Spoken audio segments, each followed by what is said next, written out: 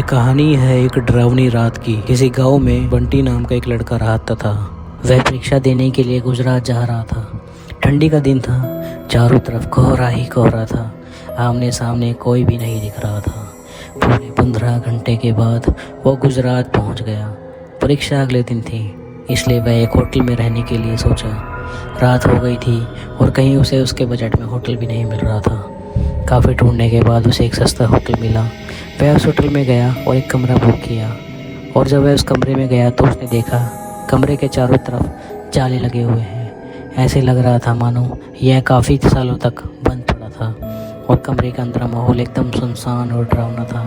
लेकिन ये नज़रअंदाज कर दिया और होटल से खाना मंगवाया और खा पी कर सोने को चल दिया। जब वह सो रहा था तो रात के करीब 1 बजे उसे किसी की पायल की घुंघरू की आवाज़ सुनाई दी। वह उठ गया और उसने जल्दी से जाकर खिड़की के पास देखा, यह पता करने के लिए कि इतनी रात को किसकी पायल की आवाज़ सुनाई दे रही है और इस सुनसान रास्ते पर कौन आधी रात घूम रहा है, क्योंकि वहाँ होटल में बंटी और मैनेजर के अलावा कोई नहीं था।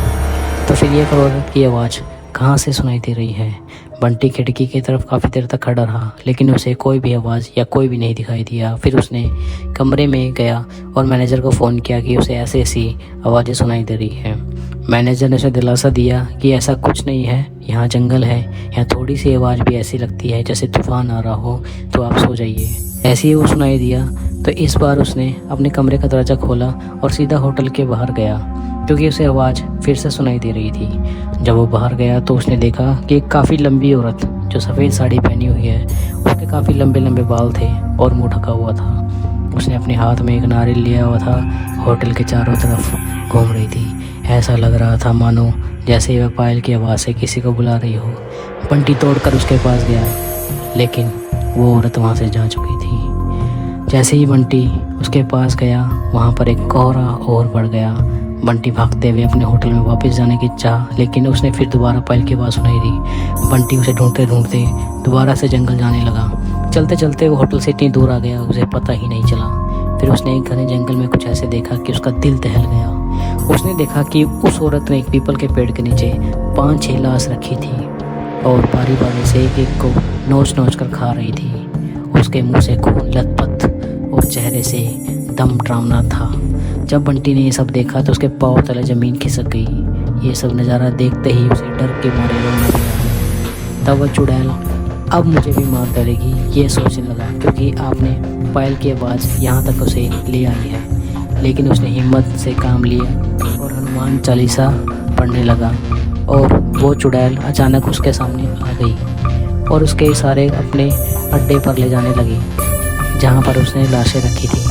बंटी हनुमान जी का जाप करता रहा और इतनी तेज वहाँ से भागा कि मानो उसके पास कोई शक्ति आ गई है। भागते भागते सीधा वो अपने होटल आ गया और थोड़ी देर वहाँ रुक के एक आदमी दिखाई दिया। उसे देखकर ऐसे लगा कि ये अच्छा आदमी है। बंटी उसके पास आकर बोला, अरे भाई क्या हुआ, तुम इतना डरे हुए क्यों हो। बंटी ने सारा उसको बताया, उसके साथ जो आपत्ति हुई है। फिर उस आदमी ने बताया कि इस होटल में बहुत साल पहले एक लड़की 5-6 लड़कों के साथ रहा करती थी, तो उसके साथ भयानक तरीके से रेप करके उसे मार दिया गया। लड़की तो मर गई, लेकिन उसकी आत्मा अभी तक यहाँ पर भटक रही है। उस आदमी ने बताया कि आप किस्मत वाले हो जो उसे बचकर आ गए। तो दोस्तों, ये थी एक सच्ची कहानी। आपको हमारी ये स्टोरी कैसी लगी कमेंट करके ज़रूर बताना।